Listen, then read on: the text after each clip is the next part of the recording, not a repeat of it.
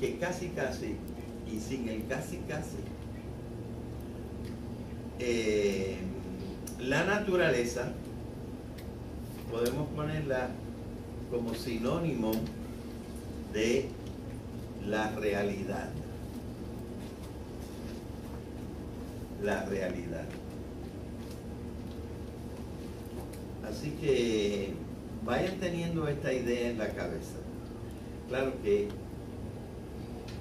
todos nosotros creemos que sabemos lo que es la realidad. Pero un estudio bien pormenorizado y filosófico de la realidad exige comprender algunas cositas. No sé si irme ahora un momentito por esto. Decir qué cosa es la realidad. En realidad, la realidad es la naturaleza. Porque la realidad es, según un filósofo reciente, ya murió, pero es del siglo pasado, según este filósofo español, se puede definir la realidad. La realidad es lo que existe de suyo. Eso de suyo se podría decir también de por sí.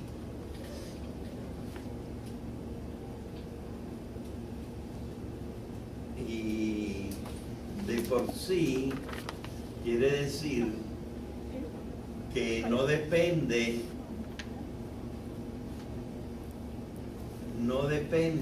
de otra cosa.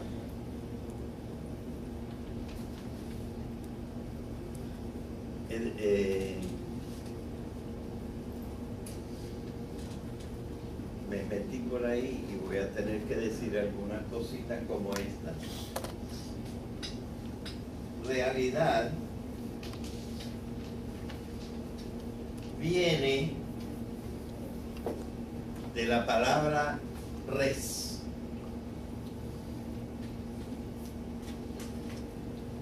Y res es la forma latina antigua de decir cosa.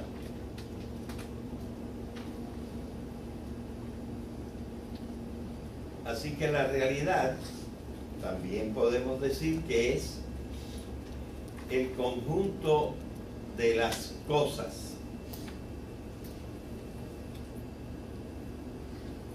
Todas las cosas que hay son las que forman la realidad. Ahora, hasta ahora lo que nosotros hemos podido estudiar es que las cosas que hay son de dos tipos. O tienen átomos o tienen átomos y células.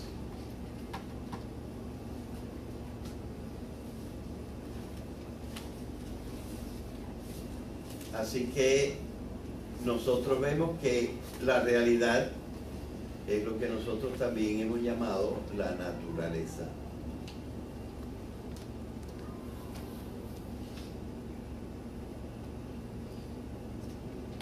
Pero nosotros tenemos que averiguar un poco más qué son las cosas, ya que decimos que la realidad, incluso etimológicamente, en lo que dice la palabra res, la realidad son las cosas, el conjunto de las cosas. ¿Y qué son las cosas?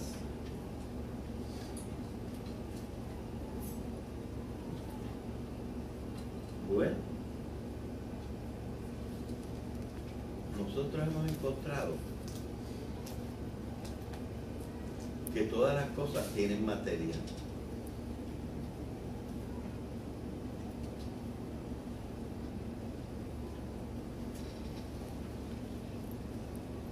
no todo el mundo ha pensado que todas las cosas tienen materia.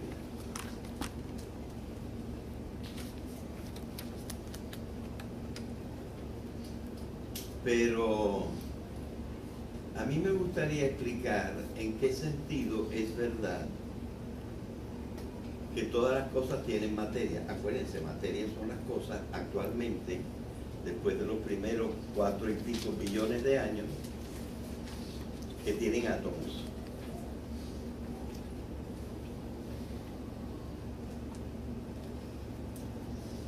Así que ahora nosotros tenemos que hilar con cuidado. Y lo que pasa es que hay diferentes opiniones por ahí que tiene la gente. Los filósofos antiguos nos advertían, ay, pero no se queden solamente con las opiniones. Tenemos que llegar a saber las realidades, las verdades. No nos podemos quedar en opiniones.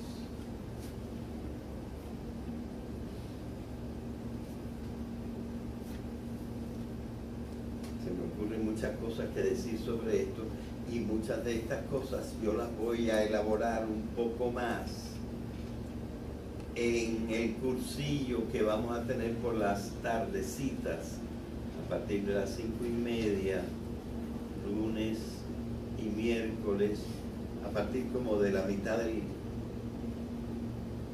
mes que viene. Así que estamos tratando de definir la palabra cosas.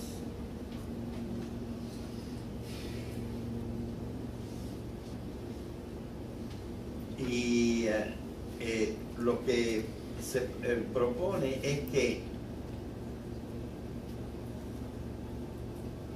las opiniones, cuando están más afiladitas y más controladitas, las llamamos saberes, lo que se sabe. Pero en realidad no todo se sabe de la misma manera. Y este va a ser hasta el título de lo que yo voy a hablar por las tardecitas.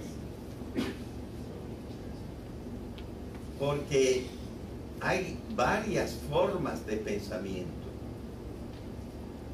Por ejemplo, el saber, que pudiéramos llamar más sólido, es un poco exagerado decir así, pero el saber más concreto y del cual tenemos más control se llama la ciencia.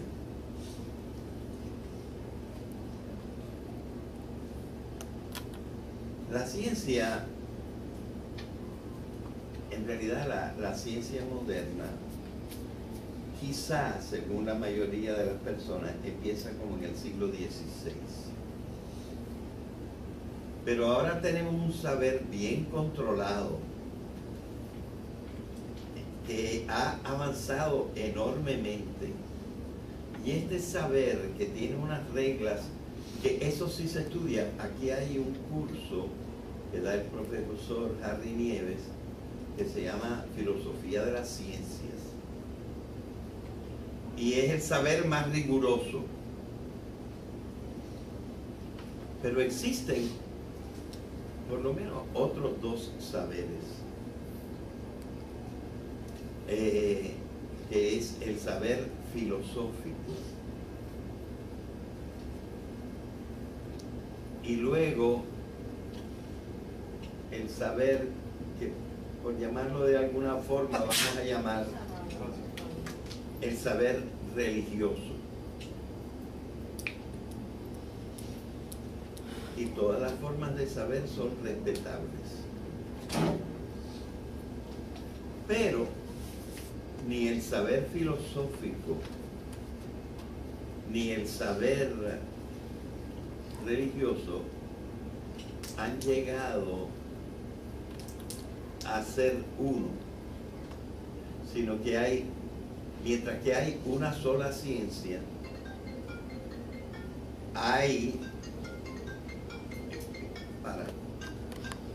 estábamos hablando de los saberes.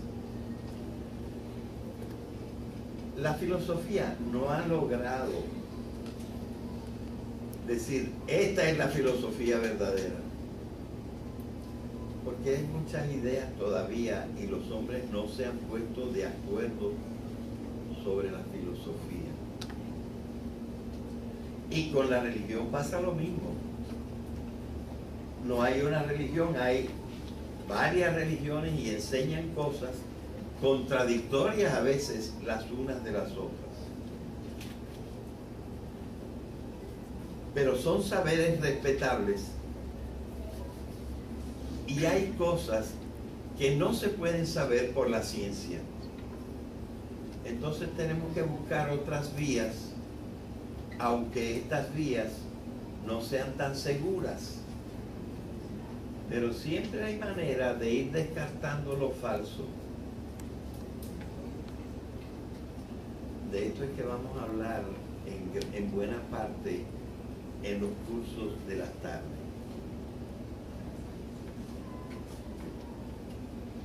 Así que la ciencia sí nos dice que todo lo que existe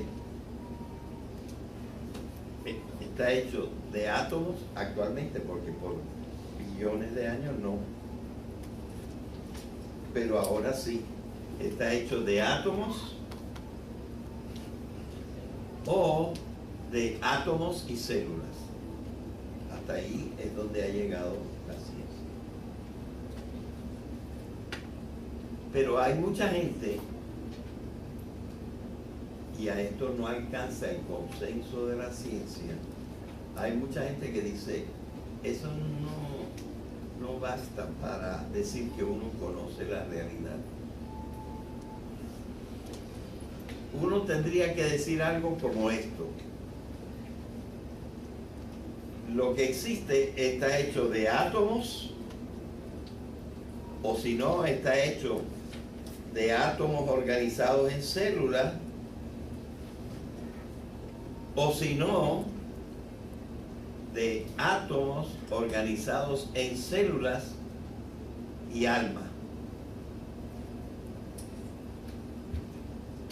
Y yo diría que esta incluso es una opinión muy corriente y a lo mejor la más corriente.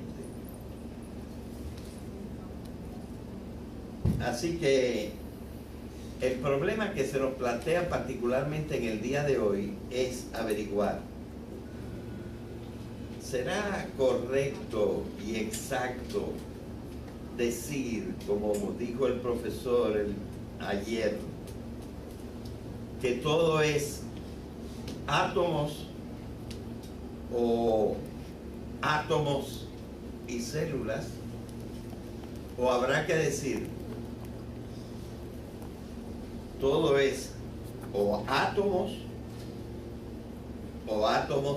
en células o átomos en células y alma? Ese es el dilema que tenemos que estudiar hoy. Bueno, para poder dilucidar este dilema, nosotros tenemos que saber qué cosa es un fenómeno del pensamiento que mucha gente llama el reduccionismo.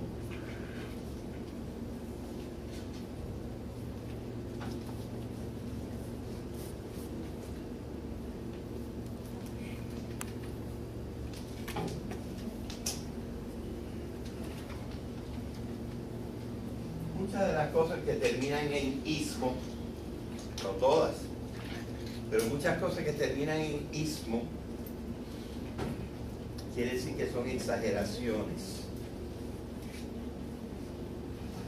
Y aquí la palabra reduccionismo está tomado en el sentido de que exagera demasiado la reducción para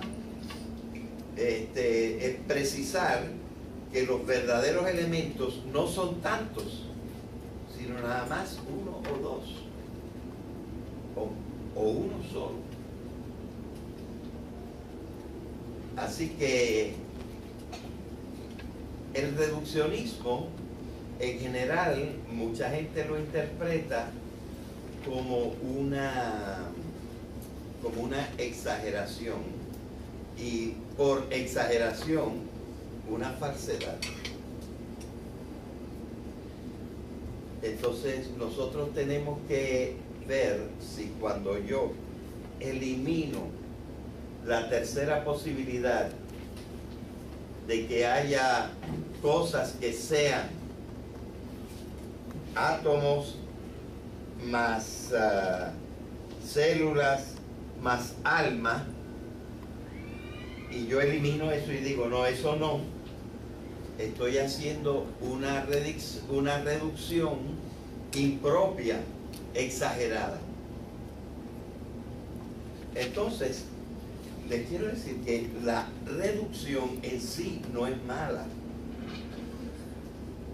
La reducción en sí no es mala, porque una buena explicación tiene que ser lo más sencilla posible, nada más los elementos esenciales. Así que no toda reducción es mala.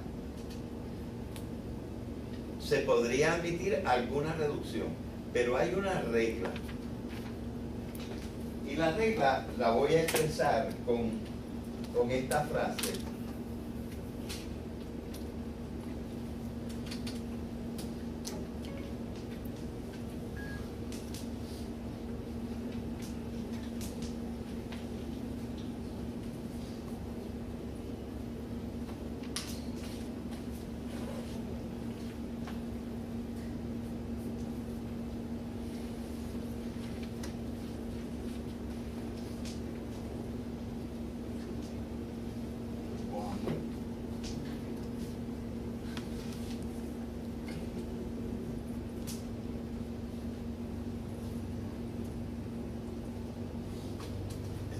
Muy bien expresado, habría que decir, se debe explicar de la forma más, se debe explicar sencillamente, lo más sencillamente que se pueda. Pero es más o menos, como lenguaje no está muy bien dicho así, pero es la idea. Las explicaciones tienen que ser lo más sencillas posibles, pero nunca más sencillas o simples. Simples quiere decir que tienen menos elementos, pero nunca más sencillas o posibles que las cosas que esas explicaciones explican.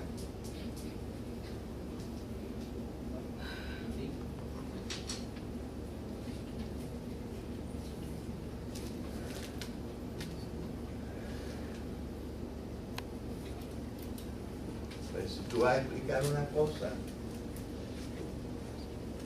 pero la cosa es complicada, pues entonces, si dejas uno de los elementos, no estás explicando la cosa. Hay que meter todo lo que sea necesario. Entonces nosotros tenemos que ver si tenemos que meter en la explicación que la realidad, que la naturaleza está compuesta de átomos o de átomos que están en células, o de átomos que están en células y a las cuales se le agrega el alma, o si esta última la podemos sacar. ¿Entienden cuál es el problema? Y entonces está la situación que ordinariamente en la vida corriente y también prácticamente todas las religiones, pues la tercera se pone y nosotros tenemos que ver. Y yo creo que si nosotros comprendemos bien lo que quieren decir las palabras, podemos entender que nos basta con las dos primeras.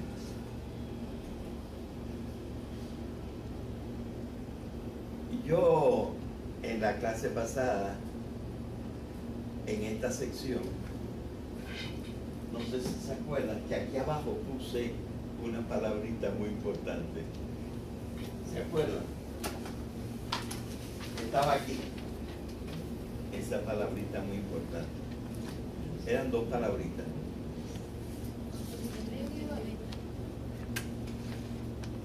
¿Quién lo repite por ahí? Constituyentes individuales. La realidad, tenemos que buscar sus constituyentes individuales.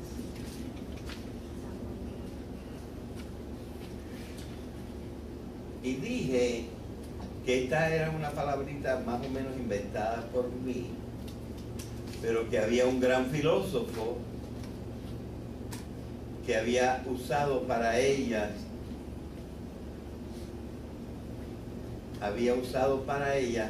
una palabra, pero una palabra que ya no usamos porque la ciencia le ha dado otro significado.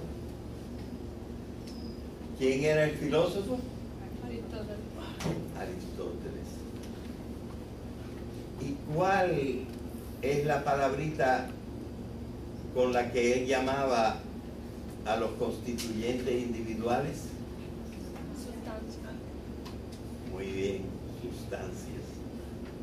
Sí, dime. ¿Podría ser que el ser humano sería el único que tuviese sustancia como tal y las demás cosas que nos rodean no? Y por eso no tienen alma. No sería así. Déjame explicarlo un poquito para que vean.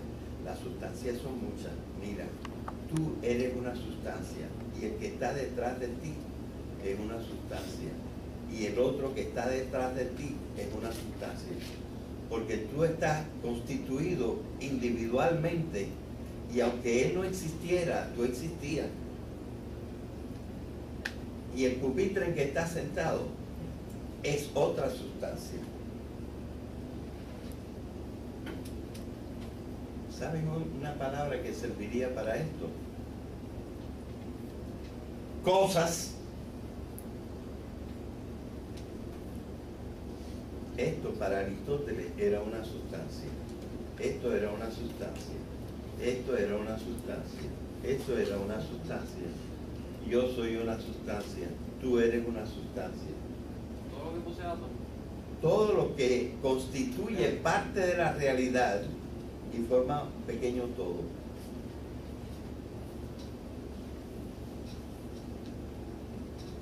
Eso es lo que Aristóteles llamaba una sustancia. Lo que pasa es que se ha cogido la palabra sustancia y, por ejemplo, la gasolina es una sustancia. El agua es una sustancia. El aire es una sustancia. O sea que ahora se entiende por sustancia en la ciencia una cosa diferente de lo que Aristóteles llamaba sustancia. Y por eso hemos medio que tenido que renunciar, a menos que estemos hablando de la filosofía aristotélica, hemos tenido que renunciar a la palabra sustancia. Y por eso dije yo, constituyentes individuales de la realidad. Y por eso estoy introduciendo también la palabra cosa. Ok. Así que el mundo está hecho, según Aristóteles, de sustancias, es decir, de constituyentes individuales. La naturaleza está hecha de constituyentes individuales. ¿Cuán individuales? Ya sabemos que, por ejemplo, una planta se puede partir en dos y ser dos plantas. Pero después de que son dos plantas, cada una es un individuo. ¿Verdad? La naturaleza está hecha de constituyentes individuales. O sea, la naturaleza está hecha de cosas. Unas cosas, como por ejemplo esto, lo llamamos una cosa inanimada. Mientras que nadie lo toque o lo empuje, eso se queda ahí. Pero la mosquita que se pare aquí y que cuando yo la voy a espantar ya ella se fue, esa está animada, ¿verdad? De manera que el mundo se divide en cosas inanimadas, o sea, constituyentes individuales de la realidad que son inanimados, y constituyentes de la realidad que están animados.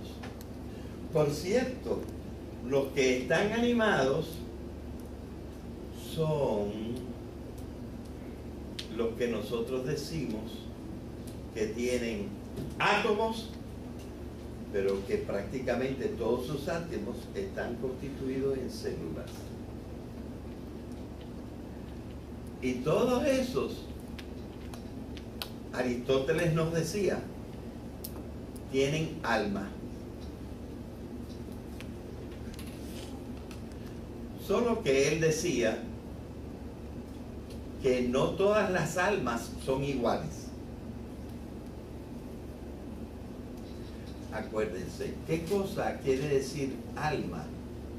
Pues alma, que se dice en latín ánima, quiere decir lo que está animado, o más concretamente, pero no más exactamente, lo que se mueve. Por eso Aristóteles decía que hay tres tipos de alma. Hay unas almas vegetativas. Hay unas almas, y esto parece una repetición, y lo es, hay unas almas animales. Pero hay también unas almas racionales. ¿Qué cosa es? ¿Por qué se dice que hay un alma vegetativa? Porque los vegetales son cosas que tienen varias funciones. Una de las funciones de lo vegetal es crecer. Otra función de lo vegetal es reproducirse. Y fíjense, entonces nosotros tenemos también alma vegetal, porque tenemos la, oiga esta palabra, la función de crecer. Y tenemos también la función de reproducirnos. Así que nuestra alma es vegetal. Pero existe el alma animal. El alma animal tiene unas funciones que no tiene, mejor dicho, el ser que tenga un alma animal,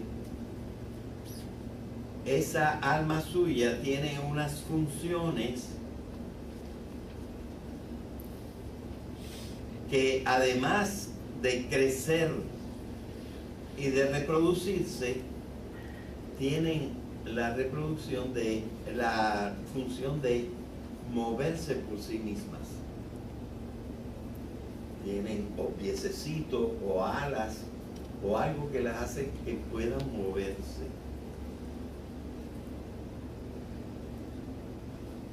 Así que en el fondo,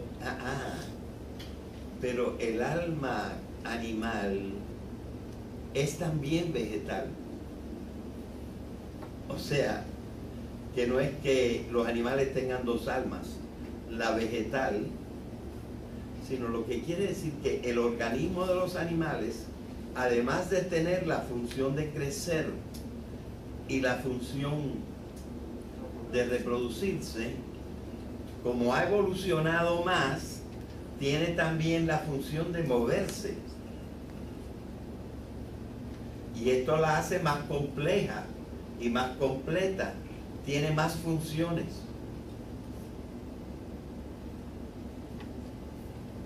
¿Y qué cosa es entonces el alma racional? El alma racional es un alma que también crece, es decir, lo que crece es el organismo. El organismo tiene la función de crecer y tiene la función de reproducirse y tiene la función de moverse, pero tiene también la función de conocerse a sí mismo.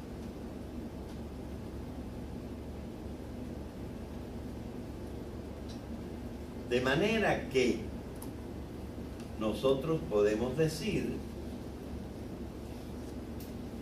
que el alma es cuestión de funciones. Pero, ¿qué tiene funciones?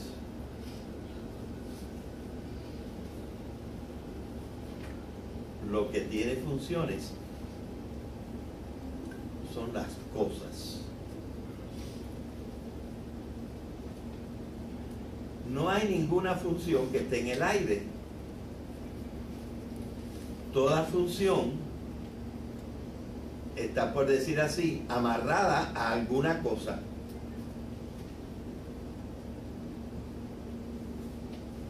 El átomo es una cosa. La célula es una cosa. Pero el alma no es una cosa. Es una función de una cosa que está amarrada, es una función de una cosa a la cual está amarrada.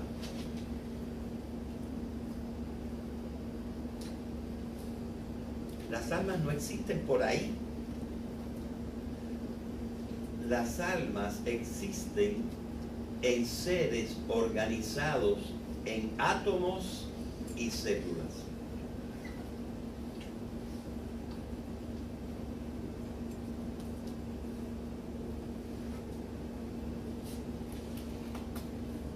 De manera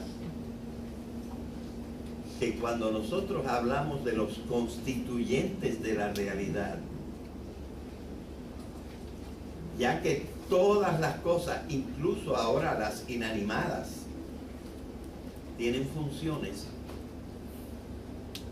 porque por ejemplo el mismo átomo, unas partecitas giran alrededor de las otras, y están sometidas a la gravedad, etc. Y a la luz y cosas por el estilo. Las cosas tienen todas funciones. Entonces, cuando nosotros hablamos de lo que constituye la realidad, podemos decir que lo que constituye la realidad son los átomos, y los átomos arreglados en células.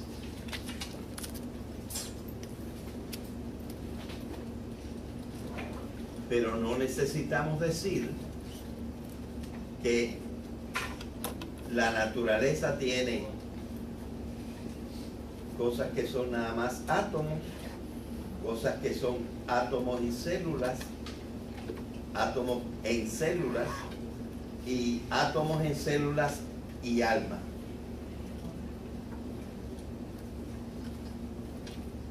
¿No?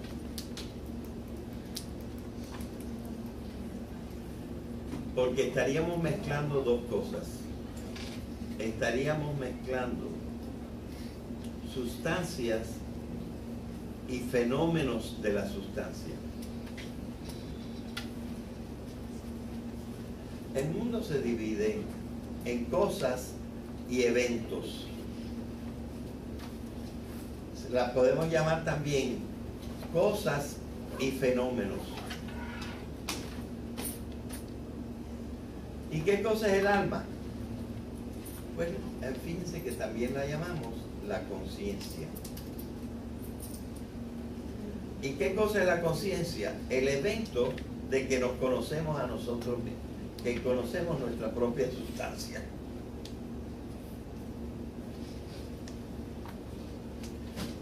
Por lo tanto, no se trata de negar el alma. Se trata de negar que el alma sea una cosa. El alma no es una cosa. El alma es un evento. Es un fenómeno. Es una acción. Es una función de un organismo muy superior.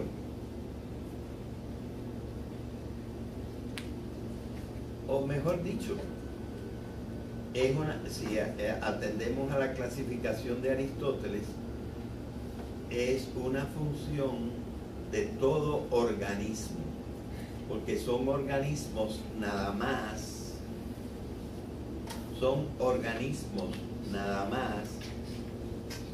los que tienen átomos en células. Los átomos solos no son organismos. Son cuerpos, pero no organismos. Así que si nosotros nos empezamos a fijar más en cómo son las cosas, entonces nos podemos dar cuenta de que no es reduccionismo decir que todo es lo que no tiene vida y lo que tiene vida. Átomos y átomos están compuestos en organismos, los cuales hace que los átomos estén en las células, y las células tienen menos o más funciones. Tienen la función vegetal, tienen la función animal, y algunos pueden tener la función racional. No estamos negando que haya almas, es decir, que haya esas funciones, pero estamos negando que esas almas sean cosas. ¿Entendido? Bueno, yo creo que hasta aquí pudimos llegar hoy. Tengo que explicar la próxima vez, mañana, y él hacía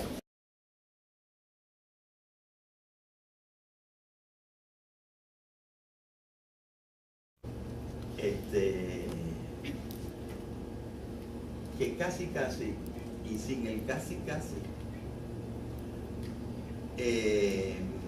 la naturaleza podemos ponerla como sinónimo de la realidad. La realidad. Así que vayan teniendo esta idea en la cabeza. Claro que todos nosotros creemos que sabemos lo que es la realidad. Este filósofo español se puede definir la realidad. La realidad es lo que existe de suyo.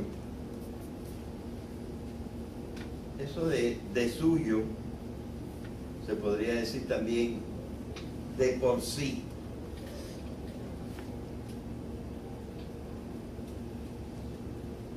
Y de por sí quiere decir que no depende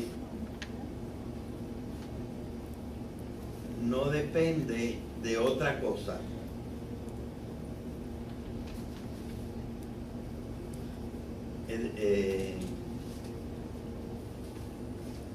Pero un estudio bien pormenorizado y filosófico de la realidad exige comprender algunas cositas. No sé si irme ahora un momentito por esto. Decir qué cosa es la realidad. En realidad, la realidad es la naturaleza. Porque la realidad es, según un filósofo reciente, ya murió, pero es del siglo pasado, según me metí por ahí y voy a tener que decir algunas cositas como esta. Realidad viene de la palabra res.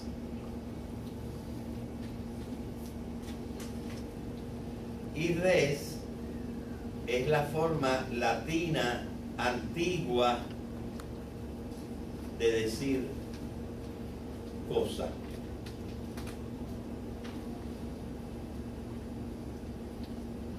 Así que la realidad también podemos decir que es el conjunto de las cosas.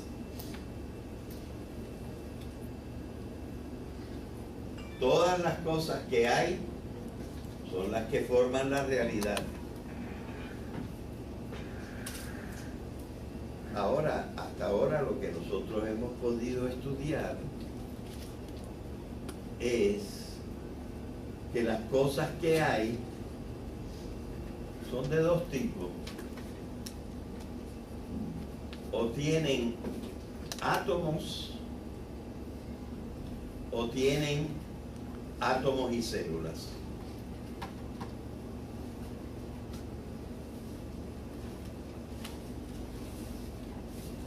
Así que